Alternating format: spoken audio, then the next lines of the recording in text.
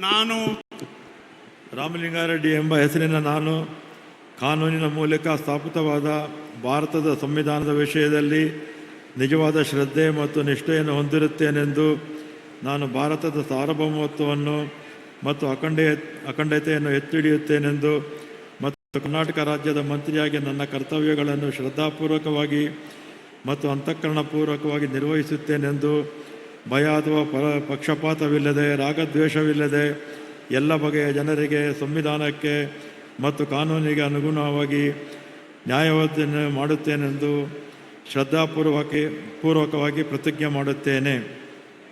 ನಾನು ರಾಮಲಿಂಗಾರೆಡ್ಡಿ ಎಂಬ ಹೆಸರಿನ ನಾನು ಕರ್ನಾಟಕ ರಾಜ್ಯದ ಮಂತ್ರಿಯಾಗಿ ನನ್ನ ಪರ್ಯಾಲೋಚನೆಗೆ ತರಲಾಗುವ ಅಥವಾ ನನಗೆ ತಿಳಿದು ಬರುವ ಯಾವುದೇ ವಿಷಯವನ್ನು ರಾಜ್ಯದ ಮಂತ್ರಿಯಾಗಿ ನನ್ನ ಕರ್ತವ್ಯಗಳ ಯುಕ್ತ ನಿರ್ವಹಣೆಗೆ ಅಗತ್ಯವಾಗಬಹುದಾದ ಸಂದರ್ಭದಲ್ಲದೆ ಅನ್ಯಥಾ ಯಾರೇ ವ್ಯಕ್ತಿಗೆ ಅಥವಾ ವ್ಯಕ್ತಿಗಳಿಗೆ ಪ್ರತ್ಯಕ್ಷವಾಗಿ ಅಥವಾ ಪರೋಕ್ಷವಾಗಿ ತಿಳಿಸುವುದಿಲ್ಲ ಅಥವಾ ಬಹಿರಂಗಪಡಿಸುವುದಿಲ್ಲ ಎಂದು ಶ್ರದ್ಧಾಪೂರ್ವಕವಾಗಿ ಪ್ರತಿಜ್ಞೆ ಮಾಡುತ್ತೇನೆ.